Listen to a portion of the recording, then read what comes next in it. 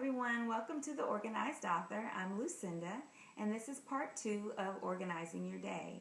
Last time I showed you how I organize my closet and how I lay out my clothes for the day that's coming up so that I can be best prepared in that way. Today we're going to talk about my calendar and how I know what I'm going to be doing as an author, but also as a mother and a homeschooler and a singer. So I figure out what I'm gonna do for each day, week, and month, and actually the year as well. And so we're gonna focus on my calendar, which helps me do that. Because I don't know how you are, but me, if I don't have a plan, everything but what I want to happen that day happens. So I'm gonna have my videographer come and we're gonna focus on my master calendar. This is what I call my master calendar. I got it from the thrift store. Love the thrift store. It's half price on Thursdays. And we'll just go into it. Here on this side, I've got, of course, a pen, pencil, because sometimes on my calendar I need to write something in pencil that may be temporary. And then red for things I want to flag or correct. I also have this little zipper pouch, and I've got different color markers because sometimes I work on projects while I'm going on appointments. I'm ready, waiting for them to call my name. I've got different color markers for those different things I may be doing, highlighters, and I really like felt tip pens because they help me write small things in small places so that I have enough room. And then I have here my business cards, and I'll just kind of focus on that for a second so you can see how I've done that, and I'll do a different video on what I chose to put on my business cards. And I don't have a use yet for these, but they're here in case I need them.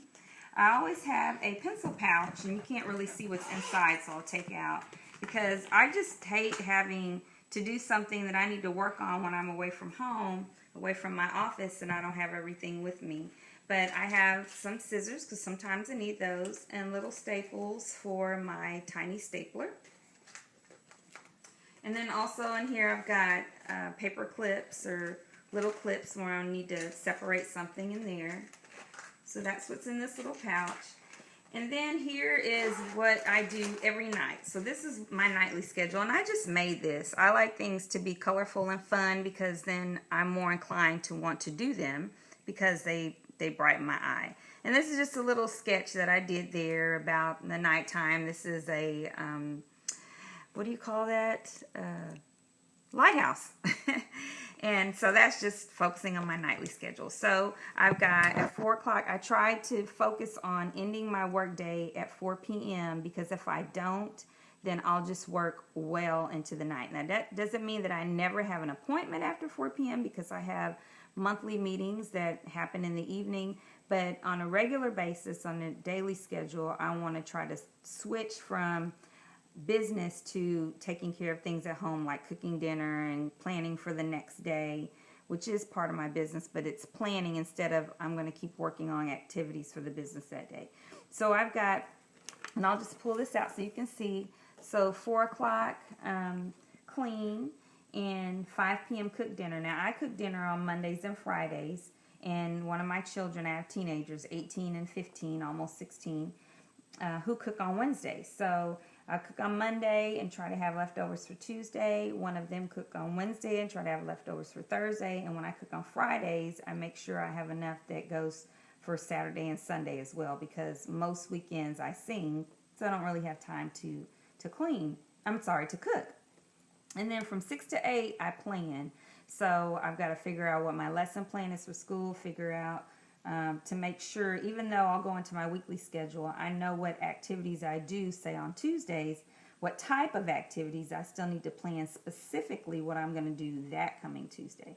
So I do that from 6 to 8, and then I take a shower at 8, 8:30, pick out my clothes, which I'll include the link to the video for what I talked about, my closet and planning for my clothes for the day before, for the next day. I'll put a link to that. But I pick up my clothes for tomorrow, set my alarm, and 9 o'clock I go to sleep. So, of course, life happens. There may be times where I had to be up later, but 9 times out of 10, I need to follow this schedule because if I don't, everything's just out of whack. And like I said, everything gets done except for what I really want to accomplish that day. And I just don't feel good if I don't get as close to accomplishing what I plan for. And then on the next side, I have my morning schedule. And so I try to, if I go to bed at 9 o'clock, then it's easy for me to get up at 5 o'clock in the morning. So at 5 a.m., I get myself up and I have worship time and Bible study, a little bit of Bible study and prayer time. And then 5:30 a.m., I get cleaned up and dressed, starting at 5:30, and I listen to NPR, National Public Radio, on my iPod, and I listen to the international and national news while I'm getting dressed. And then if you saw my previous video, I have a knee injury, so I do physical therapy at home on my knee every morning starting at 6:30. And then 7 a.m. I have breakfast and I read the local news on my iPod. And then 7:30 a.m. I'll review my calendar and adjust because, you know, something may have happened the previous day or after I planned that night that made me decide that I need to adjust something on my calendar for today. And then I start homeschool at 8 a.m. and do that to noon. And then after that, I do my regular routine work schedule. And like I said, I have different meetings sometimes in the evening, but that's my regular schedule for the morning. Okay? And then my weekly schedule is next. So that's what I do every night and every morning. And then my weekly schedule is where I've designated what is my focus for Mondays. What type of activities do I want to focus on for Tuesdays, Wednesdays, and Thursdays, and so forth.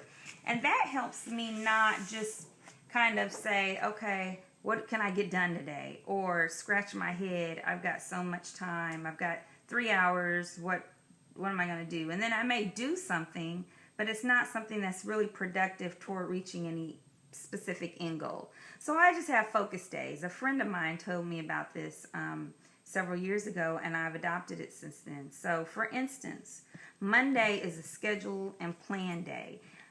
It's important for me to have that because otherwise I can't really measure if I'm accomplishing things that I need to do.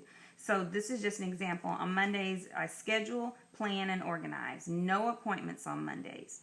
Because I found if I have so much activity happening every day during the week, then there are other things that I can get really behind on, like paperwork, my sales tax reports, paying author